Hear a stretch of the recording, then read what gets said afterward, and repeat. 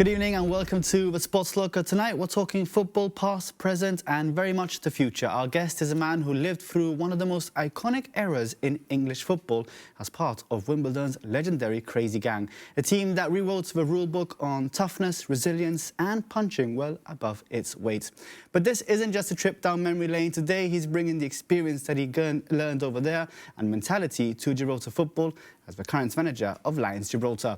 We'll be reflecting on the Crazy Gang years, talking management, culture and ambition, as well as exploring what lessons from the past still matter on the pitch today. Very warm welcome to Wally Downs. Wally, thank you very much for being here. Tell us a bit about your journey to arriving to Lions and Gibraltar football, really.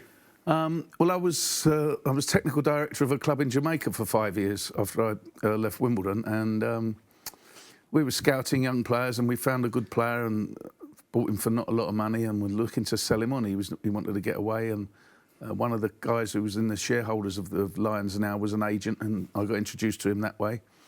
And he said about the project here, and I took an interest in it right the way through from the beginning. And when I sort of packed up in Jamaica, he made contact and asked me if I'd be interested in coming over. I was part of the group. Wasn't sure, and didn't come last year, but we decided this year it was time for me to come over and sort of oversee things. It's always quite interesting to see what a person from a very professional background thinks of the Gibraltar Football League, because I suppose it's a kind of in-between where the prizes that are up for grabs are top tier, but sometimes feel slightly like a part-time league. So how have you found yourself adapting to it?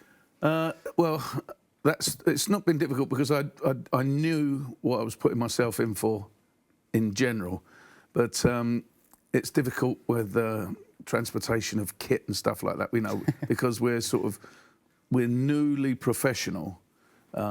We need to sort of catch up on that. It's just the logistics have been difficult for me. But there again, I feel for the players here as well, because they want to train more. They need more allocation. They need more time on the grass. They need to improve, and it's difficult to find it. So that's been one of the sort of things that has been difficult for me to adjust to. I was going to ask you that. How have you found adjusting from running teams where you can train once, twice a day, even in your own grounds, to all of a sudden having to adapt, maybe train twice a week and perhaps not with the number of players you'd like? Yeah, well, in my role, I spent the majority of my coaching time in England as an assistant manager or first team coach. And the responsibilities really is assistant, well, everybody knows, but you run the training ground as well. Everything has to be right. And here, the training ground, you just need to get there for your allocations, the 2 hours, and get going. So it's very difficult to rush things in and get the work that you want to do in. So going forward, the players coming in on a regular basis is great, but they need to have the 2 hours on the grass instead of like finishing early because another team's coming on or not getting on early enough. So time and space is of a minimum, but we're trying to improve that as we go. Having said all this, you've enjoyed a relatively successful start to life in Lions. You've been battling for top three. Top three, of course, will get you into the Conference League. Next year, the top 4 teams will get you into European football. So tell us a bit about perhaps your strategy, how you play football, because it's a very Spanish-dominated style of play here in Gibraltar. How have you adapted your English style to it? Well, that's what I saw. I didn't want to come. I came very late. We didn't have a good pre-season. Only one game. I'd seen, as I said on the TV, the way the other teams play, and as you say, Spanish players very technical and keep the ball and pass out from the back.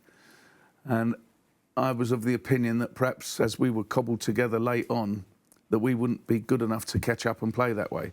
So we play very direct. We go from back to front very quickly. We got wingers and 2 centre forwards, and our strikers and our forwards are our strength. So it may be a short-term thing that we do that, but it's certainly given us success this year as far as league positions are concerned. Someone of your pedigree, I imagine the January transfer window has just come and gone. How much of an influence have you had in perhaps bringing players that you're well connected to back in England? Well, that couldn't happen. There was no English players that could come over at this stage. Everybody's really sort of at the level that we were looking at. All these players are at clubs, and there's no great sort of interaction outside of the English league for coming to Gibraltar. But we managed to sign 2 very good Gibraltar players, Gonzalez and De Hora, who have come in and had a very good impact in training. And also I managed to sign 2 Senegalese players in who I've been tracking for quite a long time. Not the first time we'll mention the crazy gang, but of course you're one of the instigators of the crazy gang. Does that kind of like hardship style, has that influenced what kind of manager you want to be? Well, it's certainly helped here because every game I ever played for Wimbledon, we were underdogs and shouldn't have won. When we were in the lowest level, we had the smallest crowd, smallest squad of players, smallest budget. When we went through the divisions, so when you go up, it's still the same. Every time, financially and statistically, we shouldn't have won any game. So we had to really have a strength between us and a togetherness within the group. And that's what I've tried to bring to the club. You know, the spirit of the players has been terrific. We were playing catch up from the get-go because we weren't a formulated team, and we were making some very strange errors to start with and having to come behind from 3 or 4 games. But they showed terrific spirit and came back, and early on in the season, we had a never say die spirit, and we carried that on right the way through. Can you tell us, I mean, you mentioned the never die, well, that spirit, the toughness of the team as well. How does that translate to your training sessions with Lions? Well, we're very disciplined with the training. It's very intense. I say to the players all the time, you have to train as you play. When it's very hot at the start in the summer when we first came, we still managed to get that intensity in the passion that we played with. But I say to them in games, you cannot rest. Lots of teams take rest in possession here. We don't. You know, we press very high, we push up the field, and we make teams play at a pace that they're not comfortable with.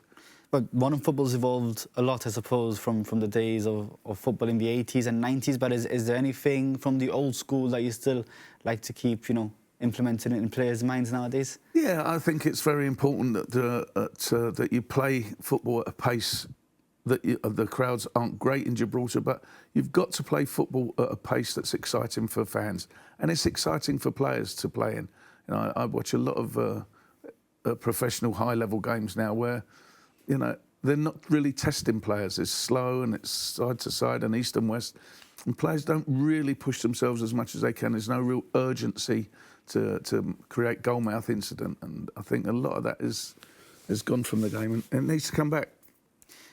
Gibraltar football is quite tight and passionate in terms of the community. How do you balance your big club experience and what you've been around here in Gibraltar when you're at a much smaller club and perhaps a smaller community of football than you're used to?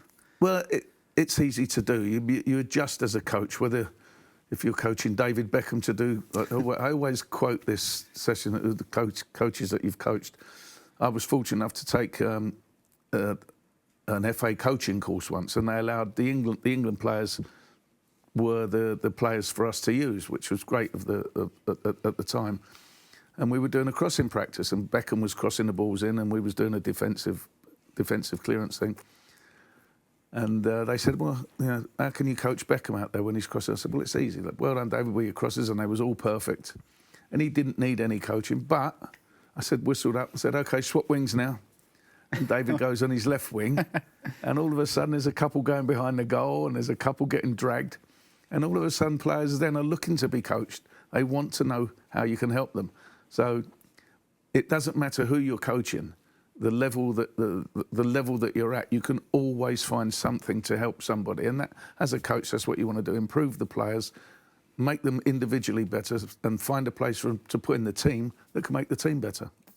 In terms of morality, I know like toughness comes with the Crazy Gang logo, but also I suppose there's a fun side to it, pranks as well. Are you quite eager to keep the team in good spirits? Well, like that too? yeah, I mean, the boys are very good at that because they're from all around the world. You know, we've got Congo, Angola, Senegal now, the Spanish boys, Brazilians, and we've tried to gel them together, and they're a great group. You could take the players in the dressing room, put them in England, you could put them in anywhere. The atmosphere always boils down to the fact that it's 20-odd-year-old kids doing what they want to do, being good at it, being athletic with a great atmosphere.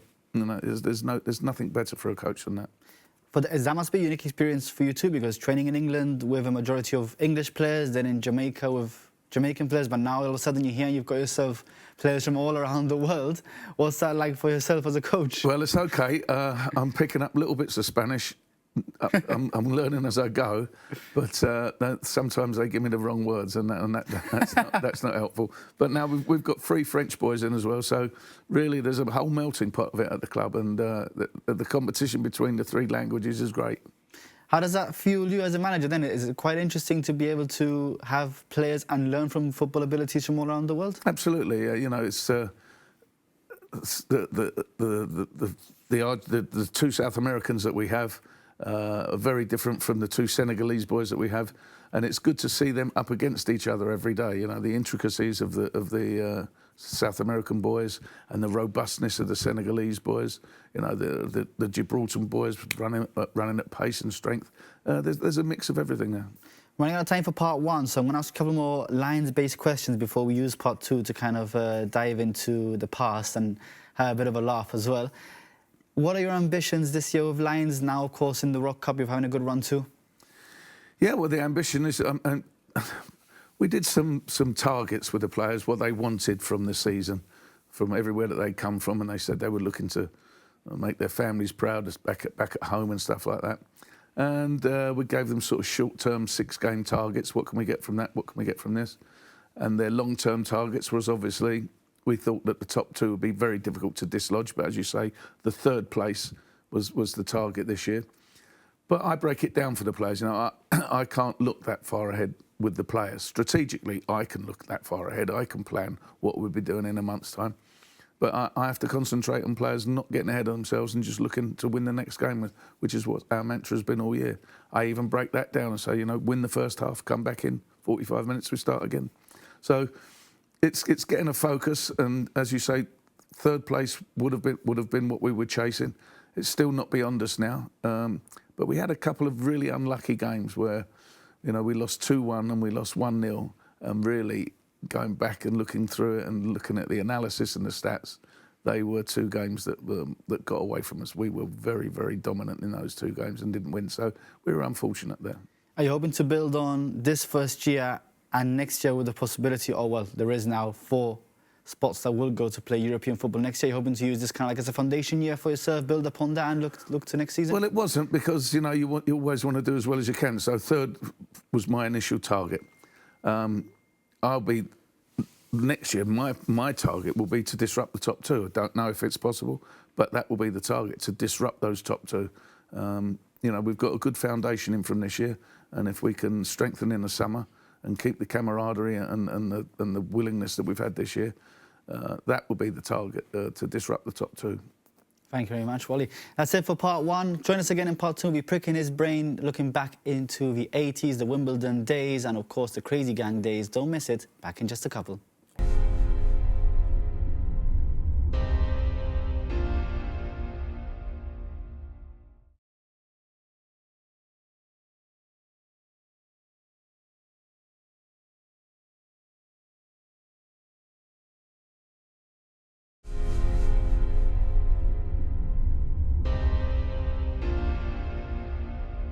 Welcome back to Sports Talker. We're talking all things football with Wimbledon star Wally Downs and, of course, the instigator. Is that fair to say, one of the instigators of the Crazy Gang? I was the first apprentice at Wimbledon, so I was the first one there, and I did get labelled with that, yeah.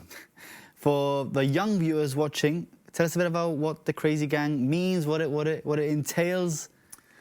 Well, we were a 4th division team, and we went right through the divisions in 10 years. Everyone remembers that we went back straight up, but we didn't. The sequence was 4-4, 3-4, 3-4, 3-2, 2-1. So there was a couple of relegations in there. So it wasn't that easy trip that we thought. But in those days, the managers didn't get sacked so often, and if he saw young players, he could have faith in them. And that's what we did. We showed resilience for young players when we got relegated, and he had faith in us that we could go on and do better, which we did. Along the way, we had a couple of great cup runs where we beat Nottingham Forest, who were had just come off the European Championship win. So we got a lot of publicity as a young team that's coming through. And journalists came through and interviewed us, and we cracked some jokes and messed around with them. And they asked us to do individual pen pictures because nobody knew who we were. So instead of the normal, yes, he's a centre forward and he scores goals, we were saying, Yeah, his wife batters him. He's not allowed out. He can't. Yeah, so we painted a really sort of funny picture of ourselves, and the newspaper guy loved it, and that was the headline, Wimbledon's crazy game. So from there on, because we were getting successful, it stuck, and it's easy journalism, but the way we were coming through in a robust manner, and there might be some nightclub stuff and all of that, all the normal stuff for the 80s. The stuff that went on in the 80s, yeah. But because we were being successful, we played up to it.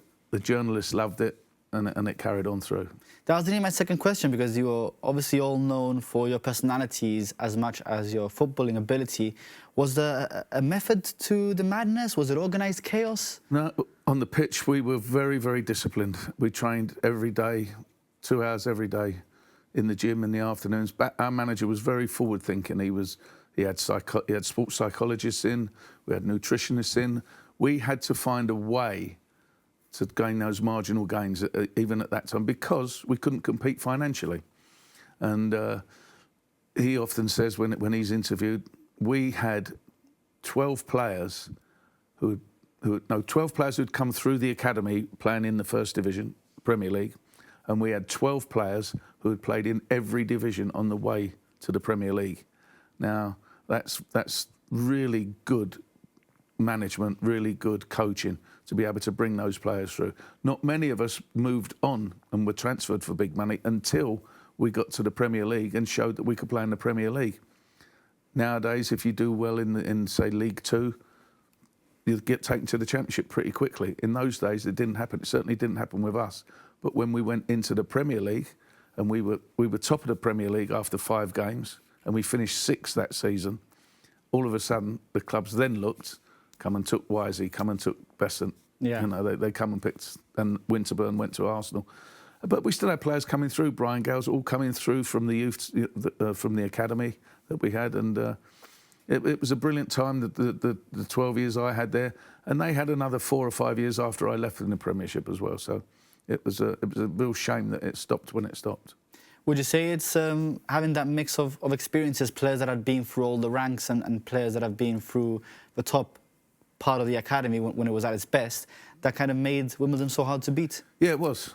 Absolutely. That's exactly what it was. There was a togetherness amongst us and a standard that we showed in training, and an understanding of the game that got us through those. As I said, we were very well coached. We played a certain way. We played called a high press now, but it certainly wasn't called that in our day. But that's what we was doing. We were just told, if you lose it, get it back quick. Did opponents genuinely feel intimidated when they were up against you? Or was that a bit exaggerated? No, they would have felt intimidated, and we used to intimidate people by the style of play that we had when we got into. I mean, in the lower leagues, we got bashed up a fair few times going up north because we were sort of young, lively Londoners, and we got our bums kicked a few times up there. But that brings an intensity and a toughness to you. Now, when we went into the Premier League, because we played direct football, and it wasn't Watford had done it previously to us, but we sort of honed it a little bit more than Watford, and the likes of Hansen and Graham Souness and players like that, they weren't used to running towards their own goal, chasing, and we didn't want to play how they played. We knew if we played them at their game, they'd be better than us. We knew that if we showed them respect, they would be better than us. We had to show them no respect and go at them like an underdog in every single game. And we were comfortable doing that. There was nobody in our group with, we don't want to play like this. We were brought up together to play that way. We knew it gave us success. We knew the opposition didn't like it, and we thrived on that. You pretty much answered the next question there, because I was going to ask you, often criticised for the style of play. Did it bother any of you at any points? Or well, there was a couple of us that because in 1982, our manager went to watch the World Cup in Italy, and he came back and he wanted us to play with a sweeper, and we did, and we passed the ball around and we got it out of the back, exactly like it's played today, making the pitch bigger. And we were top of the league after 14 games, and we lost 4-2 at Bristol, and he said, I'm changing. He said, we're not doing that anymore. We're going to go direct, less passes, get the ball into the right areas, rely on set pieces, and some of us weren't happy. But we had such a great relationship with the manager that he talked us into it, and we bought into it. We were we'd be critical during training, but we knew when we went out there that we had to play. And if you get good players playing direct football, it's terrific, because you have to have skills to be knocking the ball around and keeping it and passing it. But if you do that in a direct manner further up the pitch with good players, very, very effective. After being there for such a long period of time, did you see your role evolve for perhaps maybe an instigator of being tough and resilient, maybe being a calmer mind in the later years? Did your role evolve at any point? Well, you'd like to think so, but I mean, I'd played 250 games by the time I was 24, and I had 4 broken legs consecutively. So I finished up playing 260 games so 10, 12 games in the last 4 years. So you could say that I sort of slowed down because I didn't play the games, but no, it was because young players were coming through, they kept you on your toes, and you had to keep going. How did the manager manage such big personalities? He was a big personality. He was a big personality. Yeah, he was a big personality as well. And what he didn't do was restrict us. If we got out of line, he'd hammer us, and fines and dropped and all that. He managed us really hard, but he had to manage us really hard. We could get out of line, but the disciplines on the pitch he would be equally as hard on. So we knew the environment we were in was a very tough environment, and it made us tough, and it made us resilient, and it made us want to win. Well, you're running out of time, so I want to pick your brain with some fun, light-hearted questions, if you don't mind. So we'll start fairly simple, I think it's fair to say. Hardest Crazy Gang teammate in training? Well, you'd have to say Fash was the hardest, because he was some form of karate or martial arts guy. But when I used to try, I played right wing for a long time, and we had a Nigel Winterburn. When he came in from Oxford, he went on to have a great career at the Arsenal. He used to kick me every day, every single day would kick me.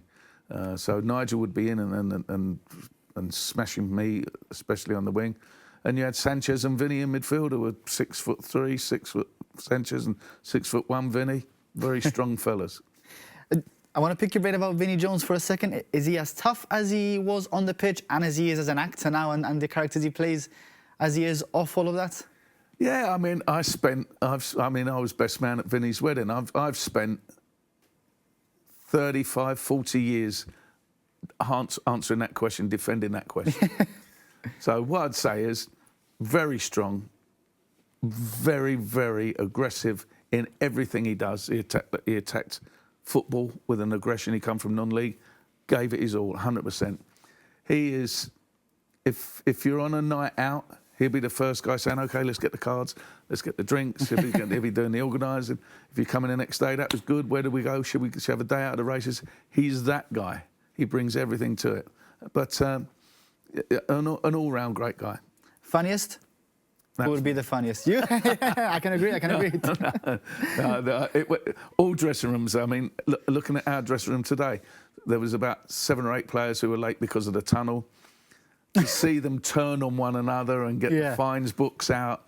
There's always humour in a dressing room, and that's why I still love doing what I'm doing, because you're around young people of high level ability. Whatever here, they're professional footballers. They're good at what they do, and they're young and they're enjoying themselves. So there's always funny people in dressing rooms. Crazy Gang teammate you'd least want to upset? Well, I could never upset Vin because we're too close. So Fashion I nearly came to blows with once, and luckily enough. Lucky for him. Lucky for me. Before we were playing Man United the next game, and Vinny had knocked his drink over, and Fash thought it was me. Some of them told him it was me, and he walked come and we need to go in the dressing room together and lock the door. Luckily, the assistant manager David Kemp came in just before it got too nasty. So Fash definitely. Just finally, one Crazy Gang habit you couldn't get away with today. Well, it's probably the first foul that was always a gift there. The referees are very fast with the cards now, and we used to like to put a little reducer on people very early on in the game, make your mark in the game. But I think that applies to everyone. That wasn't just a Crazy Gang. I mean, I remember once we were playing in a cup game. I remember the guy's name to this date, George Duck, and was coming off at half time, and I was sort of a bit noisy and disrespectful to him because he'd had a career and he's As we were walking off, he was coming to the tunnel. He's put his arm around me like that. Said, "Oh, well done, you've got a good team going on here." And just as we got to the tunnel and no one was looking, he went bang, bang, punched me in the face twice, carried me off the pitch until we got to the tunnel, and then just dropped me. So, nobody, Too many cameras nowadays. Nobody couldn't happen nowadays, no, but it was a different time.